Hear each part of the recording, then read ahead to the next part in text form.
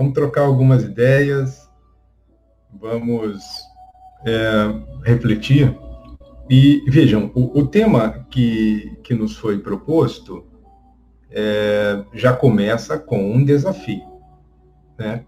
E sempre que algum tema, pelo menos essa é a minha perspectiva de trabalho, de linha de construção de raciocínio, sempre que no tema se coloca uma noção de tempo, essa noção de tempo ela precisa ser analisada dentro de um tempo passado, dentro de uma perspectiva futura, enquadrando este tema numa linha sucessiva de eventos, sempre que possível, associando ao tempo uma segunda dimensão, a dimensão do espaço ou localização geográfica, e isso facilita a nossa mente a registrar as informações, e de tal sorte que as reflexões elas sejam as mais acertadas possíveis. Então, para falar de desafios para o espírito no século XXI, nós vamos fazer um review, voltar um pouco até o século XVIII, um século bastante interessante, porque de 1701 até 1800, muitos eventos aconteceram, e principalmente eventos no campo da filosofia, ou seja, no campo do conhecimento, na busca pela verdade, da formulação de pensamentos, de novas visões de mundo.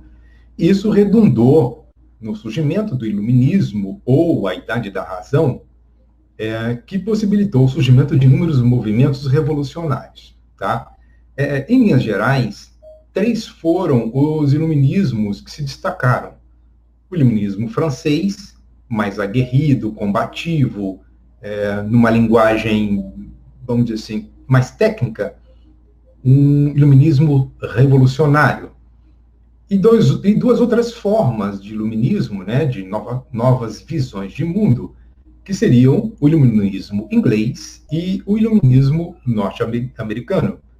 Já mais assim, conservador, baseado no empirismo, não que ele seja contra o processo de mudança, de renovação social, mas apenas adepto de uma outra forma de se operar essas transformações da sociedade, que quer queiramos ou não, um dia haverá de acontecer, a fim de que construamos uma sociedade mais justa.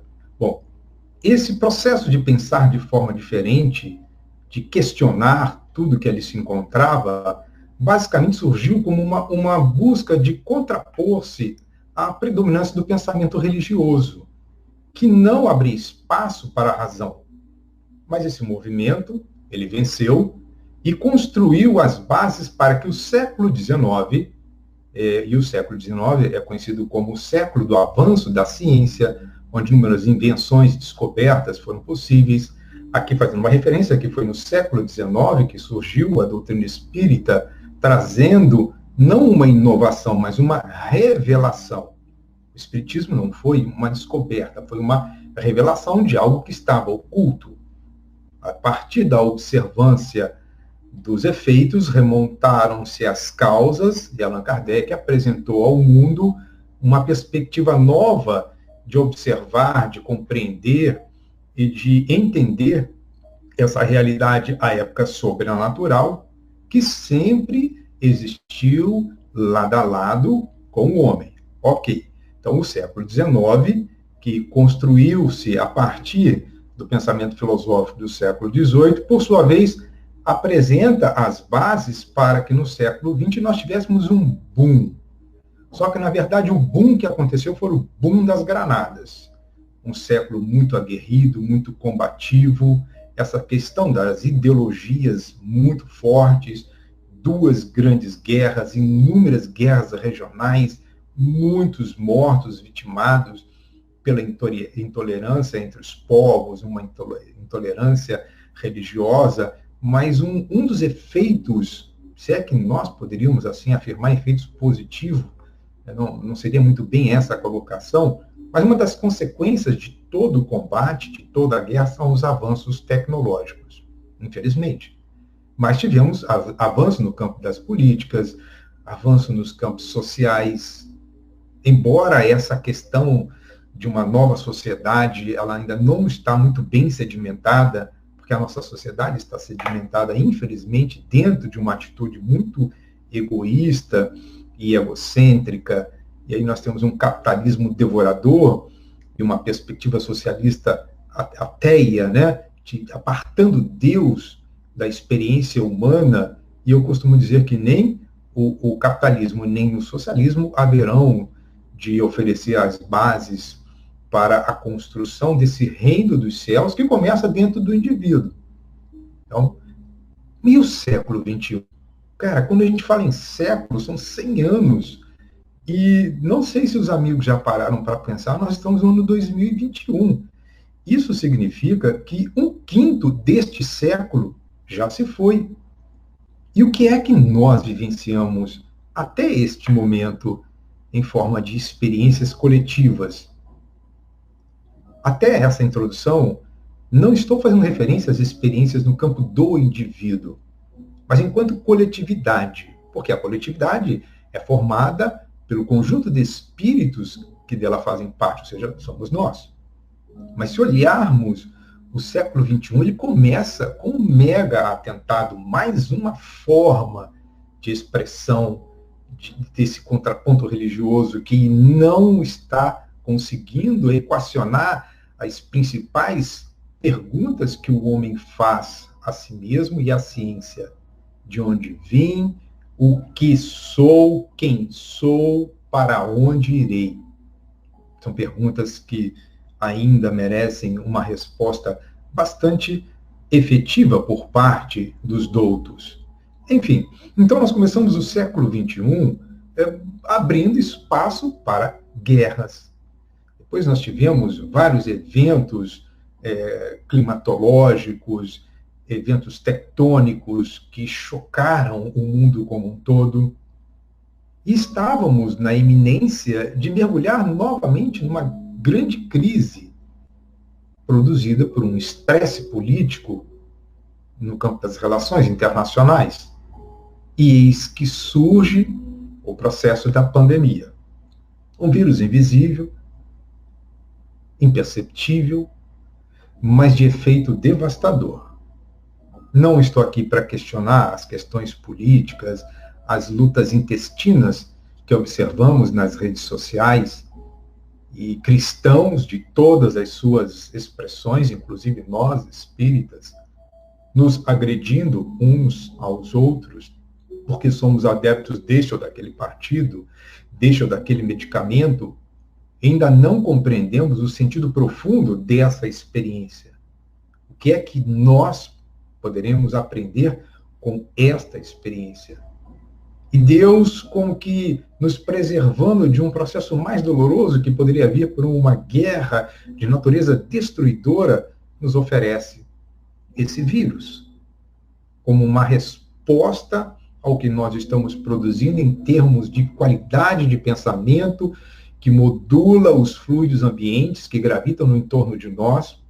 Esses fluidos completamente descompensados, porque embora todo esse alcance tecnológico, e alguns afirmam que o século XXI é o século da revolução digital, mas é um século que precisa ter uma revolução de natureza moral.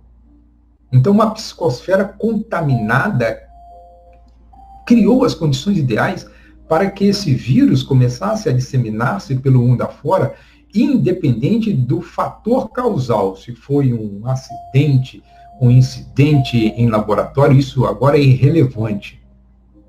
Porque é preciso que nós criemos as condições de união para tratarmos do problema como uma grande família. Embora existam famílias e famílias, né? Essa família é muito unida e também muito engraçada, briga por qualquer razão, mas acaba pedindo perdão. Feito essa introdução, nós vamos começar a tratar algumas perspectivas para tentar responder à pergunta que nos foi feita em forma de tema: desafios do espírito. Bom, se é do espírito, é para qualquer um. Agora, a maior dificuldade que existe é o indivíduo enxergar-se espírito.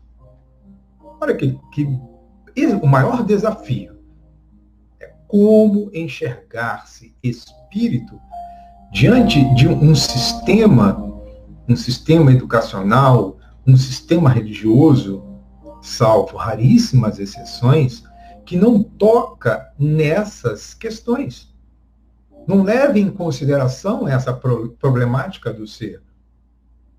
Muitos ainda afirmam que a mente não é tão somente um epifenômeno do cérebro, o resultado das funções do sistema nervoso, dentro do seu complexo neuroquímico, mas existem tantas evidências de que há, por detrás deste véu que encobre a minha capacidade de perceber uma realidade transcendente. E por que ainda a ciência, por que ainda as religiões tradicionais não se permitiram, ao menos, a possibilidade de discutir a hipótese? E o mais engraçado é que as religiões, embora na sua maioria, as religiões elas são espiritualistas, mas nem todas compreendem como esse mecanismo, na verdade, se processa. Com esse advento da pandemia, as pessoas estão recorrendo àquelas que podem dar informações relevantes. Hoje mesmo recebi uma mensagem de uma pessoa que na época estava casada com um companheiro e não sei como me encontrou e me perguntou: o senhor ainda é espírita? Eu falei: sim. É porque a minha mãe está internada na UTI, em Feira de Santana, e o quadro dela é muito grave, e ela está vitimada pelo Covid. E como é que fica a situação dela em termos de espírito? Ela me ouve? Ela percebe as minhas angústias? Eu falei: vai depender de como ela viveu a experiência dela até este momento. E quais informações ela obteve, o bem que ela praticou, o estado de consciência comatoso também vai influenciar, a percepção da realidade espiritual.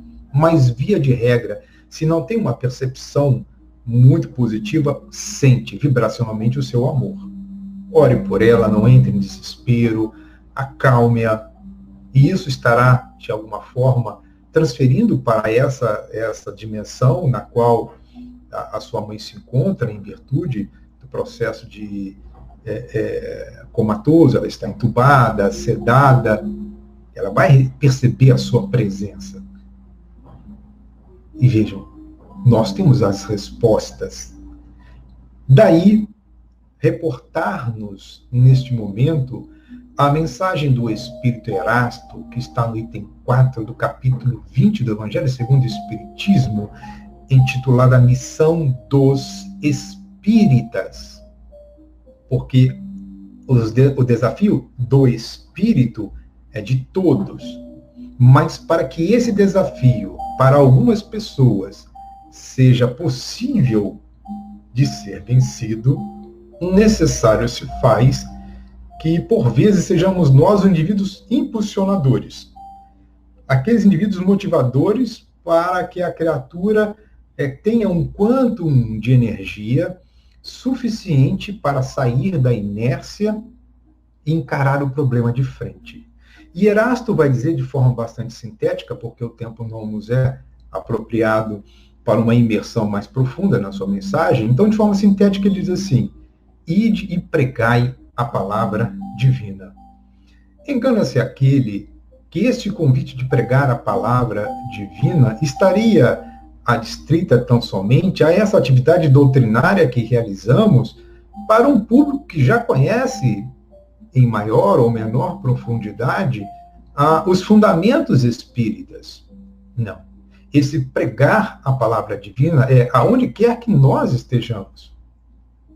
Na rua, em lazer, no trabalho, com um desconhecido, com um amigo, diante de um fato inusitado.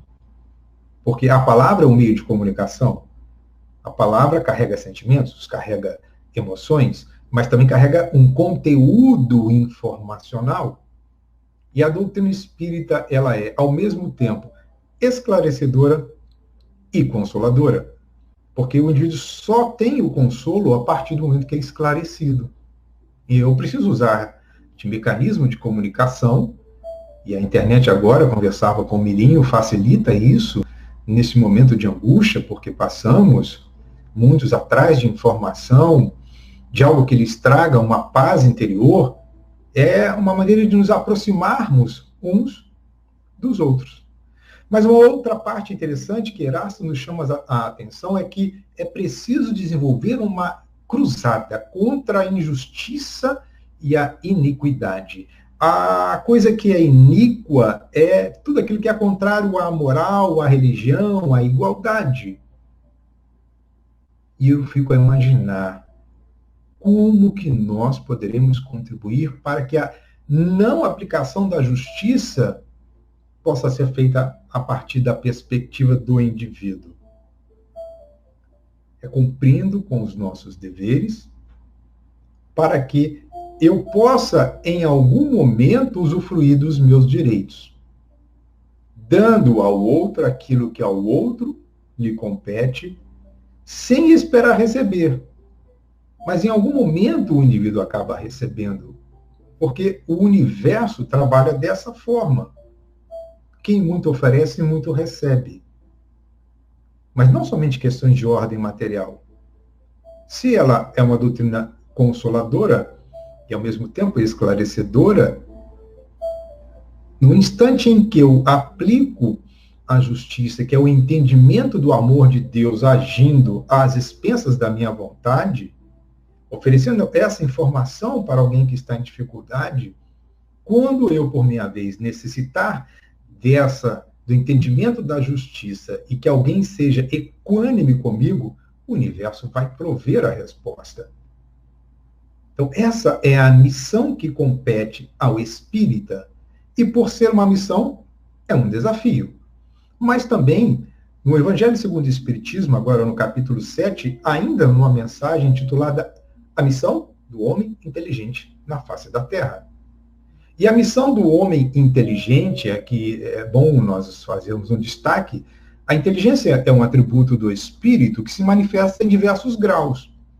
E quando se fala inteligente, é todo aquele que é dotado de um nível qualquer de raciocínio, de formulação de pensamentos, em que, diante de um problema, eu sou capaz de oferecer uma resposta. E ao homem mais inteligente compete ajudar o menos inteligente. Então é mais um desafio. Se eu tenho acumulado em minha mente uma gama qualquer de informação, e essa informação é útil para outras pessoas, eu tenho por obrigação socializar. É a mesma coisa que um indivíduo faz um curso de graduação, pós-graduação, mestrado, doutorado, pós-doutorado, e o que ele faz com esse conhecimento? O sábio não é aquele que acumula informação, mas sabe o que fazer com ela, a benefício do outro. E é essa perspectiva que o Espírito Ferdinando vai nos apresentar nessa mensagem. Nós que já sabemos alguma coisa, diante do sofrimento alheio, qual é o meu comportamento para ajudar essa pessoa a diminuir esse estado de ansiedade, a ansiedade que está, consumindo muitas vidas na atualidade? Será que eu sou um indivíduo que leva a paz, que leva esclarecimento? Eu já falei muito nessa palavra, mas que muda a qualidade do ambiente no qual, porventura, nos façamos presentes? Eu faço diferença? As pessoas sentem-se bem em estar ao nosso lado?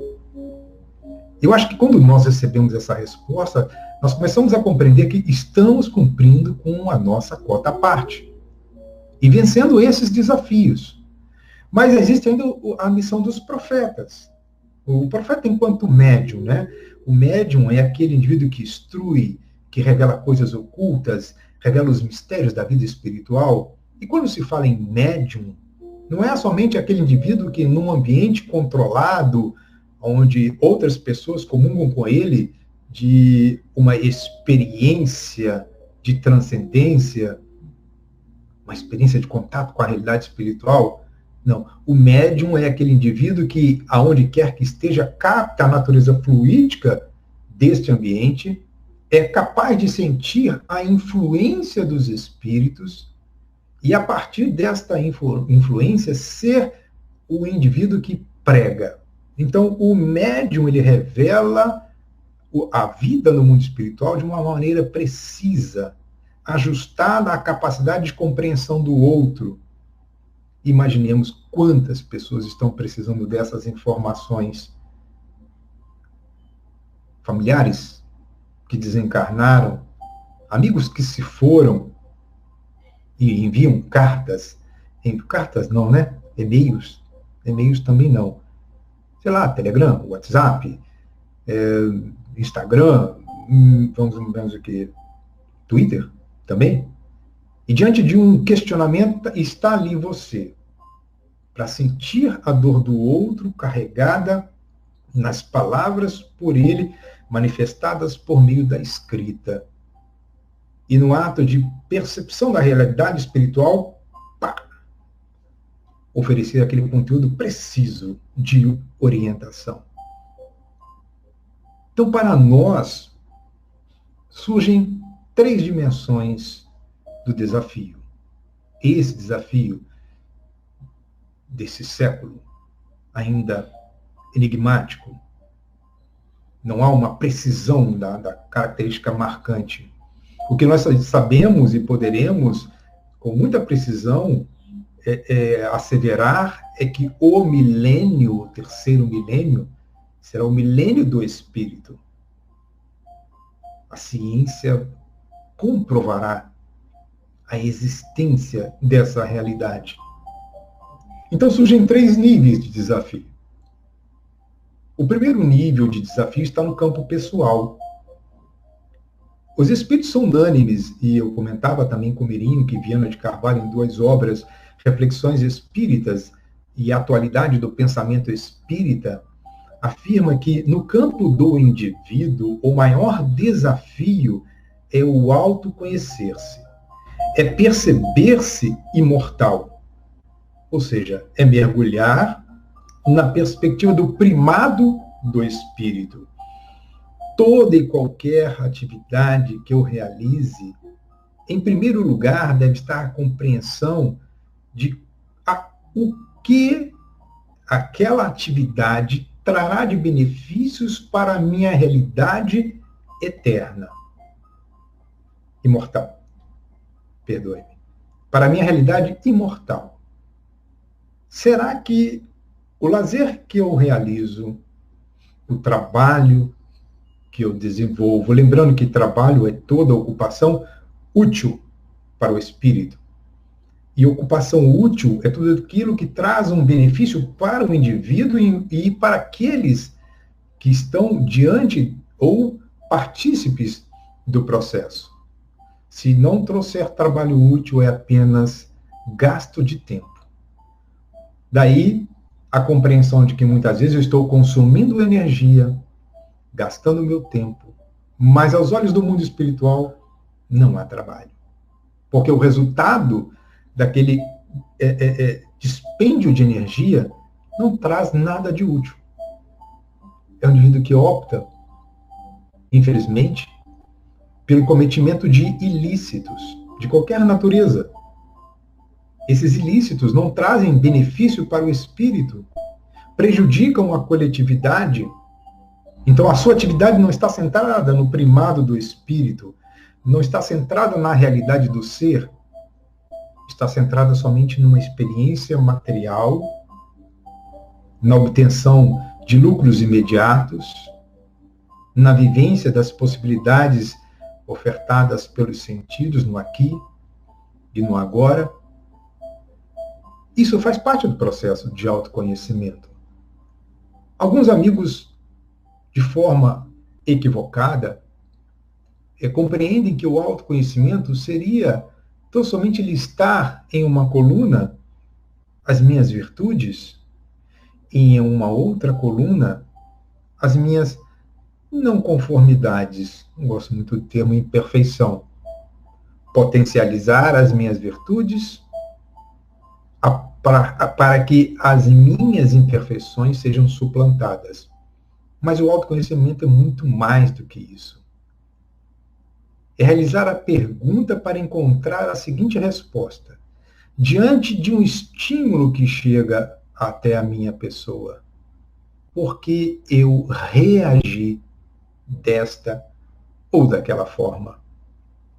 Porque conhecendo as causas geradoras de reações inadequadas, sofríveis, imediatamente eu vou à fonte da não conformidade e me empenho na busca de desenvolver virtudes que venham a suplantá-la.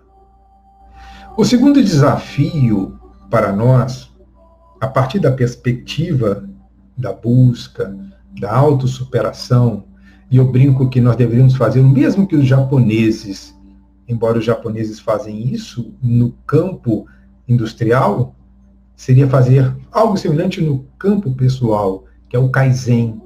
É o processo de melhoria contínua. Os produtos ou os processos realizados tendem a ser melhorados continuadamente para que o resultado final seja o melhor possível. Essa é a perspectiva do autoconhecimento, a transformação continuada para que nós sejamos hoje melhores do que ontem, amanhã melhores do que hoje.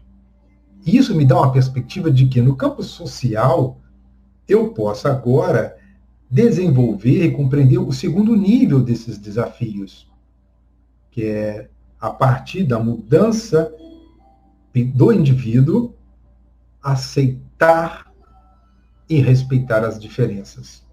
Cada um de nós está num nível evolutivo diferente. Cada um de nós possui uma consciência, um estado de consciência diferente. E esse estado de consciência diferente, ou nível de evolução espiritual, faz com que a realidade seja interpretada por cada indivíduo de forma diferente. Porque a percepção da verdade, ela é diferente. Daí, volvermos à questão do homem inteligente. O homem inteligente é que, ao perceber essas diferenças, tudo faz para trazer aquele que está um nível abaixo para o nível no qual ele se encontra ou aparentemente achamos ali nos encontrarmos. Até que um desafio, um estímulo, uma dificuldade, um obstáculo qualquer vem e sacode o terreno onde nós fincamos as nossas bases e percebemos que eu preciso reforçar essas bases para que diante de um evento futuro eu não sofra ou não faça alguém sofrer e possa responder de maneira diferente. E o Evangelho de Jesus tem todas as informações a esse respeito. No campo social também, que eu, como disse, é a segunda dimensão onde nós poderíamos compreender esses desafios do espírito no século XXI, diz respeito aos nossos direitos e deveres. Cara, é tão bom exigir as coisas, né? Como é bom nós exercitarmos os nossos direitos, ou exigir os nossos direitos. Mas é legal também cumprirmos com alguma das nossas obrigações. Na medida em que o indivíduo se transforma, a sociedade se transforma, as instituições se modificam, e aí nós começaremos a perceber, nos apropriando uma vez mais da palavra e do pensamento do espírito Viana de Carvalho, que diante da vivência plena, ou se não ainda plena, mas de forma robusta, por parte daquele que aderiu ao pensamento cristão, quando, diante de uma representatividade, o exercício de um cargo, seja ele político, de natureza de governança, em qualquer instância da administração pública, ou na condição de político, quem sabe, nós tenhamos um nível de posicionamento que seja o mais humanista possível, a fim de que, por meio das políticas públicas, possamos ser instrumento de transformação social. O humanismo precisa ser instituído em todos os espectros políticos, gestacionais. E quando se fala em humanismo, é quem está à frente estender a mão para acolher os que estão atrás. Imaginemos quando os espíritos não reencarnam com déficit cognitivo, pelos seus débitos do passado, mutilados, adoentados, abandonados por suas famílias. Então precisamos nós perceber que essas criaturas precisam de ser acolhidas. Esse é o segundo desafio para o século XXI. Mas, a par e par com esse desafio da sociedade, existe o desafio profissional. E Mateus, no capítulo 22, versículo 21 do seu Evangelho, narrando uma fala de Jesus, diz-nos, aliás, alerta-nos, dai a César o que é de César, a Deus o que é de Deus. A lei é ruim, temos que cumpri-la. Queremos mudar a lei? Aprendamos a escolher melhor. Eu não posso tentar burlar a lei. E aí me permitam uma rápida experiência pessoal. Certa feita eu recebi um convite para fazer uma palestra sobre esse tema. A César o que é a César, a Deus o que é de Deus. E no dia seguinte eu tinha que fazer minha declaração de imposto de renda. Muitos já ouviram contar essa história inúmeras vezes. Misericórdia. Eu fiquei envergonhado. Isso já faz bastante tempo, viu, gente? Fiquem tranquilos, por favor. A partir daquele momento, eu jamais me permiti burlar a declaração do imposto de renda. Pagava saindo lágrima no cantinho dos olhos. Mas é a lei. Se eu ia falar sobre o que é de César, eu tenho que a César oferecer, mas também a Deus o que lhe é por direito, e a minha obrigação para com Deus é tentar, um esforço continuado de viver os seus preceitos que estão incertos na minha consciência, que são as suas leis. Como eu poderia burlar aquela declaração? Mas também, no campo das atividades profissionais, Lucas, no capítulo 16, versículos de 1 a 3, chama-nos a atenção o seguinte: prestará conta da tua administração. Recursos disponíveis, eu os aplico conforme as suas destinações. Eu usufruto desses recursos a benefício próprio. Como será a chegada desses espíritos na dimensão que nos aguarda todos um dia? Quando perceberão que os desvios produzidos, gerando consequências danosas para a saúde coletiva, crianças passando fome, pessoas sem emprego, porque aqueles recursos deveriam ser destinados para mitigar o sofrimento do outro. E eu desviei para gozar a ilusão de um enriquecimento que não foi resultado do meu trabalho.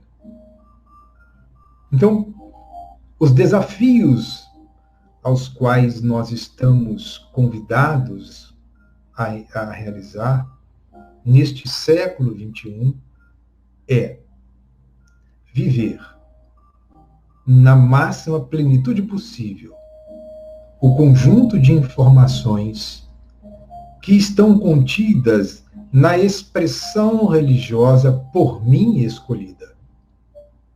Se eu sou cristão, que eu viva como Cristo. Se eu sou budista, que eu viva como Buda. Se eu sou muçulmano, que eu viva como Maomé, como a interpretação dos seus ensinos. Esse é o grande desafio. Ser coerente. Não é fácil. Não nos iludamos. Não criemos falsa expectativa. Porque a teoria é fantástica. A prática já é um desafio.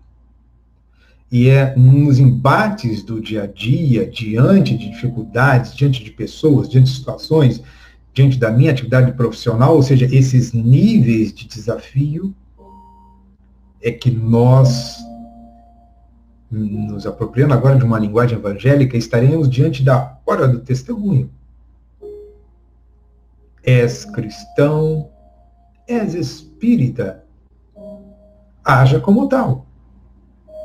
Aí se eu falir, levanta, sacode a poeira e dê a volta por cima.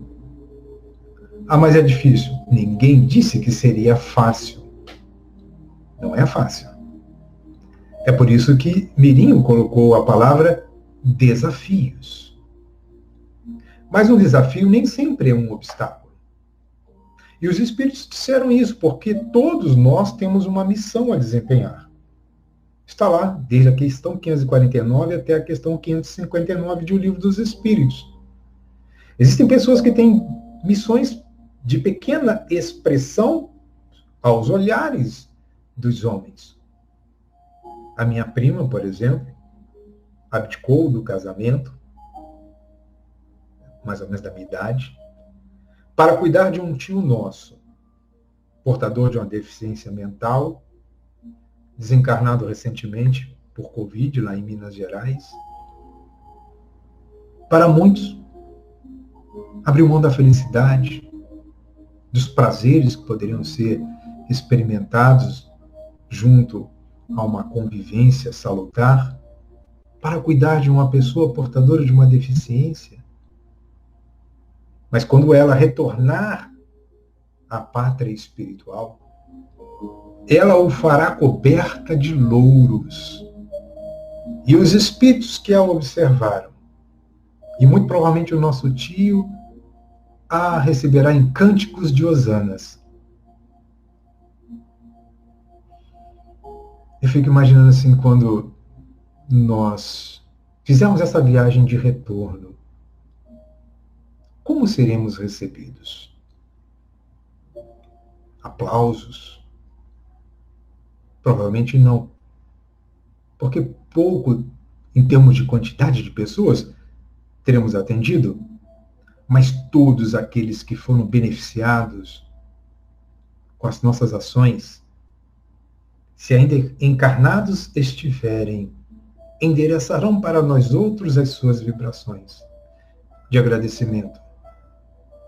Mas aqueles que já estiverem na dimensão espiritual, 1, 2, 3, 4, pouco importa, estarão lá para nos acolher, porque conseguimos vencer os desafios.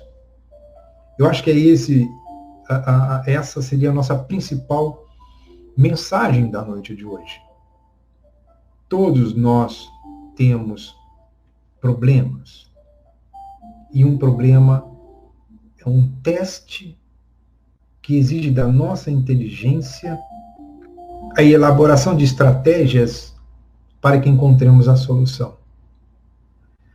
A cada solução encontrada, um upgrade na nossa inteligência.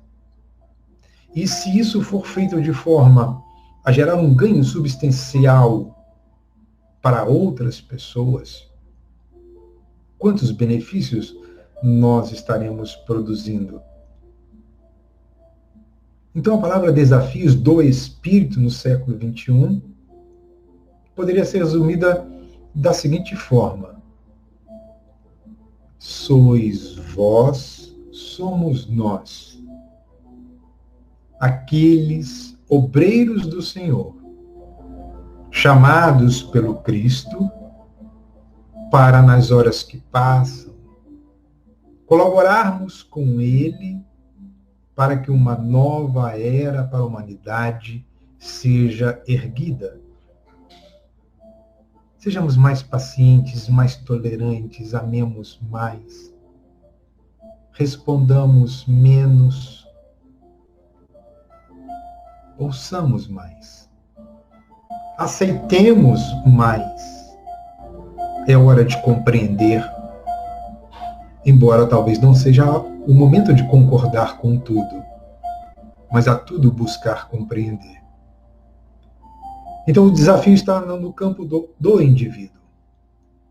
Se vivemos até o século XVIII uma opressão da religião, e do século XIX ao século XX um movimento contrário da ditadura da razão, é o momento de buscarmos o caminho do meio, onde a ciência, movida por uma ética de natureza religiosa no sentido de moral, haverá de propor para o mundo a solução para todos os problemas.